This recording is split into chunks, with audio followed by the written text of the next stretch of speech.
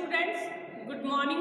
Welcome again on the online classes of BA Part First Year English Literature started by our own college Srimati Ramkumari PG महिला महाविद्यालय।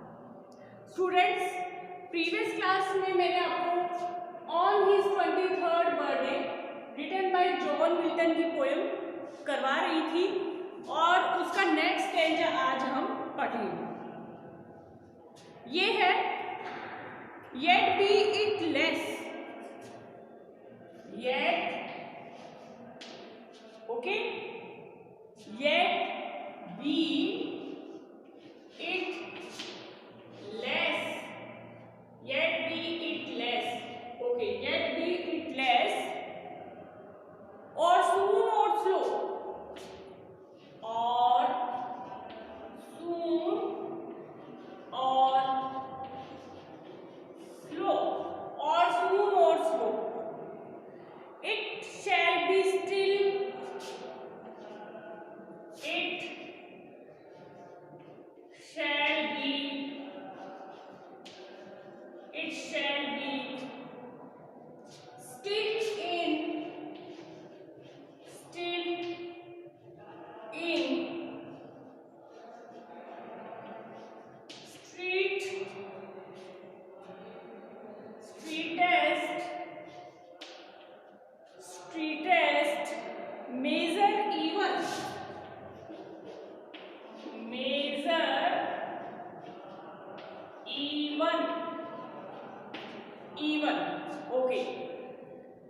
Next है to the same load, to the same lot, to the same lot, however mean or high, however mean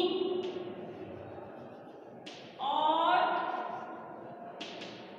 high, however mean or high, okay, towards which time leads me, towards, बेटा ये towards है, मैं दोबारा लिख देती हूँ, towards, towards, okay, towards which time leads me, which time leads me, leads me, and the will of heaven, and the will of heaven, and the will of heaven, okay. Now see on the blackboard, yet be it less, or soon or slow, okay, it shall be still in streetest measure even, streetest measure, streetest measure का मतलब होता है कठोर अनुशासन, क्या है, कठोर अनुशासन, even, even का मतलब होता है उपयुक्त या राइट, हम जिसे बोलते हैं उपयुक्त, सही, to the same load, load बोलते हैं भाग्य को, क्या है, भाग्य को, however mean और हाई, मीन यानी कम होना, हाई यानी भाग्य का क्या है, ज्यादा हमें फायदा मिलना, मीन और हाई, टूवर्ड्स, टूवर्ड्स का मतलब होता है की तरफ, which time leads me, leads me का मतलब होता है पीछे छोड़ देना, and the will of heaven, will यानी इच्छा और heaven मतलब गॉड, गॉड से लिया है, गॉड, ठीक है। तो ये अपना थर्ड स्टेंजा है, देखो कह रहे yet be it less, हालांकि क्या है, मैं अब कम ही लिखूंगा, और soon और slow, मैं तुरंत ही लिखने लग जाऊंगा चाहे धीरे धीरे लिखूं और कम भी लिखूं, लेकिन लिखना शुरू कर दूंगा। देखो क्या होता है कि आपको मैंने जब पोएम पढ़ाई स्टार्टिंग में बताया था कि जो हमारा जॉन मिल्टन पोएट है वो क्या है 44 ईयर्स का हो जाता है और कंप्लीटली ब्लाइंड भी हो जाता है, लेकिन उसे एक बात का पश्चाताप होता है, रिग्रेट होता है that he can not compose good poems in praise of God. ठीक है, कि उसने कोई भी अच्छी कविताएं भगवान के समक्ष नहीं लिखी या भगवान के लिए उसने कोई भी अच्छी कविता नहीं लिखी। ठीक है, अब पहले उसे रिग्रेट होता है इस चीज का, पश्चाताप होता है, तो वो तो अपना था ऑक्टेव पार्ट। कौन सा पार्ट था? Octave part, Octave part. ठीक है, लेकिन अब लास्ट ये जो लाइंस आ गई हैं आपके यहाँ से शुरू होता है आपका सस्टेट पार्ट। क्या होता है? सस्टेट पार्ट यहाँ से शुरू हो जाता है, क्योंकि मैंने आपको जब स्टार्टिंग में सबसे पहले पोएम शुरू की थी तो बताया था कि फर्स्ट ईयर की सारी पोएम्स आपकी लगभग सोनेट के ऊपर है। ठीक है, सोनेट पोइट्री है आपकी, और सोनेट पोइट्री मैंने आपको सोनेट बहुत अच्छे तरीके से बताया था कि सोनेट के अंदर 40 लाइंस होती हैं and first part is called octave and second part is called sestet. In octave there are क्या है 8 lines and in sestet there are 6 lines. In octave the poet shows us the problems of the life, but in sestet he himself solves the same problem. तो ये आपकी सस्टेट part है, क्योंकि Octave जो part था वो ऊपर रह गया, उसमें वो हमें अपनी परेशानियों से अवगत करवा रहा है कि समय निकल गया है, मैं अंधा भी हो गया हूँ और मैंने भगवान के समक्ष कोई अच्छी कविता नहीं लिखी। ठीक है, लेकिन अब सस्टेट पार्ट जैसे ही शुरू होता है, जो पोएट है वो उन चीजों को छोड़ देता है, वो कहता है नहीं, क्या है, कुछ नहीं, अब मैं आगे से भगवान के लिए अच्छी अच्छी कविताएं लिखूंगा।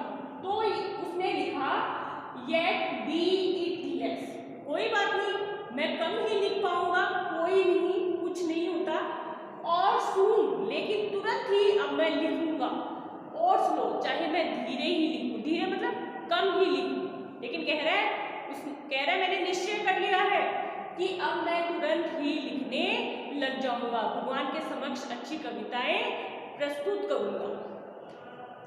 कह रहा है it shall be still in strictest measure even, कह रहा है कठोर अनुशासन में रहकर और उपयुक्त कविताएं मैं भगवान के समक्ष लिखूंगा। ठीक है ना, इसका स्टेटस मेजर का मैंने क्या बताया है? कठोर अनुशासन। इवन का मतलब होता है उपयुक्त, सही। कह रहा है कठोर अनुशासन में रहकर मैं उपयुक्त कविताएं भगवान के समक्ष प्रस्तुत करूंगा या लिखूंगा। ठीक है, थर्ड लाइन पे आइए, to the same lord. Lord का मतलब होता है भाग्य। हाउएवर मीन और हाई, कह रहा है कोई बात नहीं, व्यक्ति का भाग्य कभी उसका साथ देता है, कभी नहीं देता है, कभी मीन हो रहता है, कभी हाई होता है। तो कह रहा है कोई बात नहीं, अभी तक मेरा भाग्य कैसा था? मीन था, और अब हाई हो जाएगा क्योंकि मेरा भाग्य मेरा साथ देगा। और लास्ट लाइन में कह रहा है टूवर्ड्स। टूवर्ड्स का मतलब होता है की तरफ। कह रहा है मैं भाग्य की तरफ लौट रहा हूँ, विच टाइम लीड्स मी, क्योंकि पहले समय ने मुझे पीछे छोड़ दिया था, and the will of haven, क्योंकि अब भगवान की यही इच्छा है कि मैं उनके समक्ष अच्छी अच्छी कविताएं लिखूं। ठीक है, एक बार फिर से देखिए स्टूडेंट्स, कह रहा है, क्या कह रहा है? येट बी इट लेस, कह रहा है कोई बात नहीं, मैं कम लिख पाऊंगा, लेकिन भगवान के समक्ष अच्छी कविताएं प्रस्तुत करूंगा।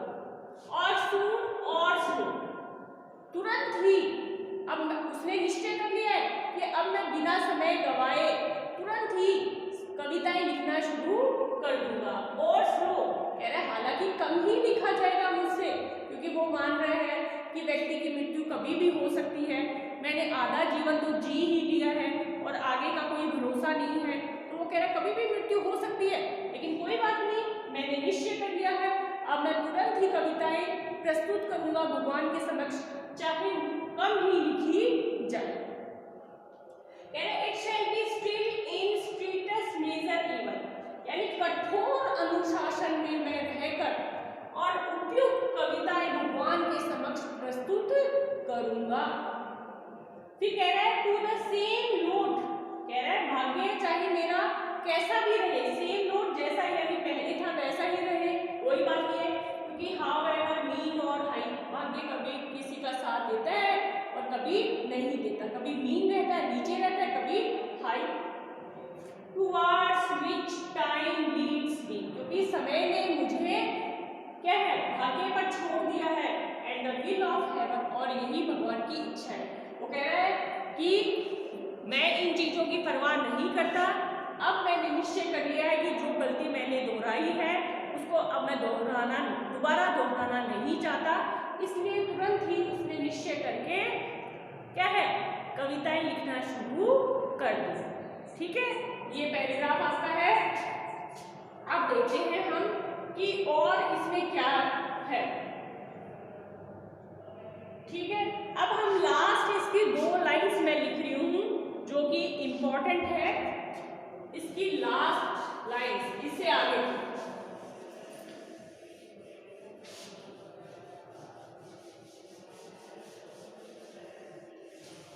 की लाइन्स है all is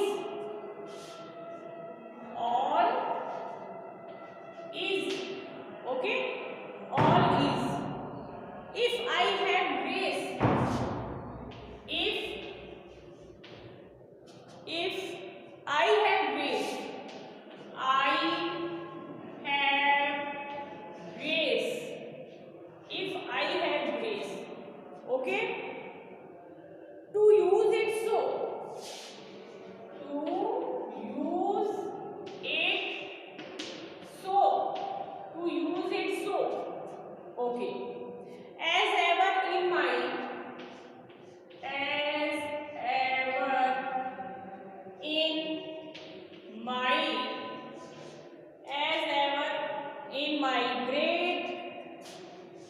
great task masters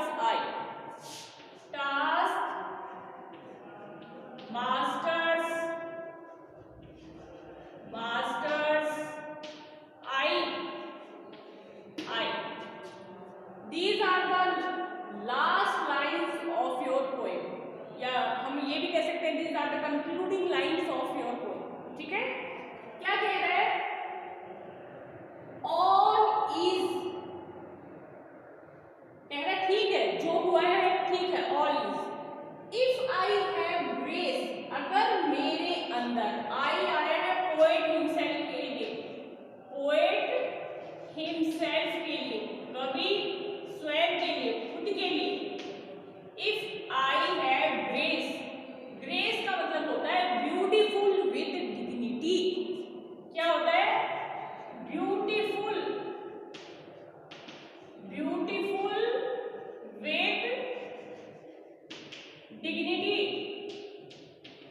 with dignity, okay. कह रहा है ऑल इज, कह रहा है कोई बात नहीं जो भी हुआ, if I have grace to use it so, अगर मेरे अंदर ग्रेस है यानी डिग्निटी है, शान है, या मैं इसके लायक हूं, टू यूज इट सो, मैं इसका यूज करूंगा। यूज क्या करूंगा, जो भगवान ने मुझे कला दी है ना, गॉड गिफ्टेड जो मैं हूं, उसका मैं यूज करूंगा। ठीक है, आगे कह रहा है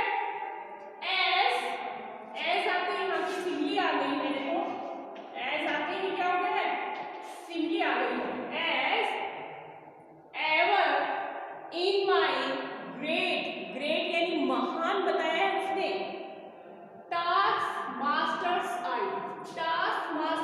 आई, यहाँ फिर से उसने गॉड को बताया, भगवान को बताया कि as ever in my great task master eye, मैं हमेशा भगवान की आंखों में बसा रहूंगा। कह रहा है मैंने कोई गलती नहीं की, मतलब पहले तो उसे डर लग रहा था, वो सोच रहा था कि जब मैं लौट के जाऊंगा भगवान मुझे डांटेंगे फटकारेंगे कि मैंने उनका दिए हुए उपहार का इस्तेमाल नहीं किया।